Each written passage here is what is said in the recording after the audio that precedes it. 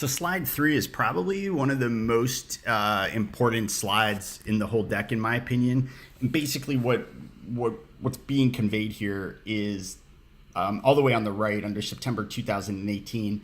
We're starting to see some really interesting data that's coming to the surface in media. Right, NFL's very open about their viewership stats. And for the second consecutive season in a row, they're seeing double-digit drops in viewership. People actually tuning in on linear TV, on broadcast TV, to consume the games, to watch the games. Also, we're seeing deals being done with companies that nobody's heard of before, and big ones. Twitch, which is a video streaming network for gamers, literally just a couple of weeks ago signed a $90 million 2-year deal with Overwatch League. Overwatch League is a video game that came onto the scene very recently, became very popular very fast, and basically Twitch, signed this exclusive deal to be able to stream their tournaments live at the tune of $90 million. So there's all kinds of things happening right now in media that just maybe to the naked eye don't necessarily add up. But I'd argue, using Steve Jobs' mantra of you can't connect the dots looking forward, you have to connect the dots looking backwards. And that really applies here. And I've given the example of the YouTube acquisition by Google back in 2006. This is just history repeating itself. And this is the message that has to get across very succinctly, and I'm doing a terrible job of it because I'm already talking for 2 minutes. I've lost everybody already, but this is so critical that Google last year in 2017 did a $1.3 billion acquisition within HTC around their AR VR capabilities, and just again last month another deal north of $1 billion to acquire a group of their employees and some of the tech. That kind of puts the icing on the cake of some of that AR VR hardware technology. And it really is just history repeating itself when they acquired YouTube back in 2006. The market forces are that the hardware prices are dropping. Look at what Facebook's doing. They're coming out, they're dropping by hundreds of dollars with each announcement, right? So the hardware prices are dropping. The consumer interest is rising. And there's tons and tons of data to support that. And because of what we do as WebXR, we are ubiquitous across whether it's an AR, VR, or some sort of mixed reality application that calls the asset from our servers.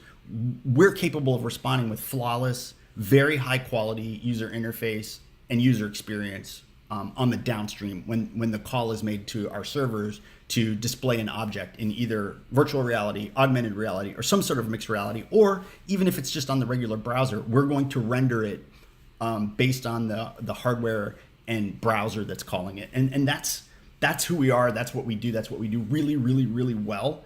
And that really does separate us from the pack, where the rest of a lot of our competition is out trying to find that killer app.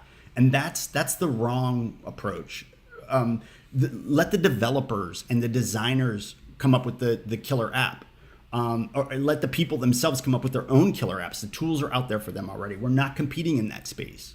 That's a mistake. But we work backwards from the beginning, focused on the end user experience, doing our best to maximize compression on these assets so that they look incredible, but they stream flawlessly at 60 frames per second, no matter where the person is in the world. And if for some reason we can't hit that 60 frames per second, we offer them another alternative so that they don't have a shitty experience with the asset, with our clients' branded assets, whether it's a Pepsi can or whether it's an Adidas shoe or whatever. We make real-time decisions on the fly about how best to serve up an asset in an environment. Like I said, whether it's AR, VR, some sort of mixed reality, or just in a good old-fashioned browser on your phone. That's really what we do better, as far as I'm concerned, than anybody else. It does beg the question, though, why would a startup like ours, a media tech startup, be a great candidate for the Pepsico Nutrition Greenhouse accelerator? Because they're funding nutrition and snack and beverage startups. Well, there's an answer to that. One of the questions I have is if I should answer that question right away. My inclination was to answer it at the end as a close. which I did, but we can move that around. But the data here is just overwhelmingly compelling. So, and by the way, we're getting into the data game too. I mean, we absolutely are collecting a ton of data on user interactions and how they're interacting with assets. We've got to get in this game. It's massive money. I just called it Vroom 101 for now, but we've got something to say here, and this is just another potential revenue stream for us. But I'm just keeping the focus on the delivery right now. But back to the important stuff for this slide. What the data is showing us is that gamers and consumers of immersive media are absolutely welcoming big national and global brands inside the virtual world. And it's not just a North American acceptance or trend; it's a global trend, and you can see those numbers in these boxes here that overwhelming. Acceptance of brands, but there's a little bit of a catch to it. They have to be endemic to the environment. So, if I'm playing a first-person shooter game or whatever, or some sort of fantasy league, a JP Morgan Chase logo floating around, it's going to maybe seem a little bit inappropriate. That's not endemic.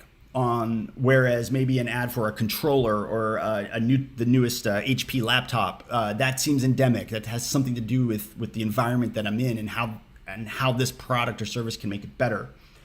What's really fascinating and ties specifically towards Pepsi is that snacks, beverages, are considered endemic by these guys, organically, natively endemic. Why? Because they're consuming snacks and beverages while they're doing this and talking about it. And it is it doesn't seem perfect on the surface, but you don't have to dig too deep to see the potential here is absolutely massive for Pepsi to get their hands on us. And there's also a lot of things that we can do to leverage Pepsi as well. I'm very interested in the planogram shopping shelf layout and how our technology can be used in an enterprise capacity there. Pepsi has that experience. We don't. We absolutely have to leverage that. So these are the two. There's a ton of new stuff here, but these are the two slides that I believe are the most important in terms of why Pepsi should be interested in us now.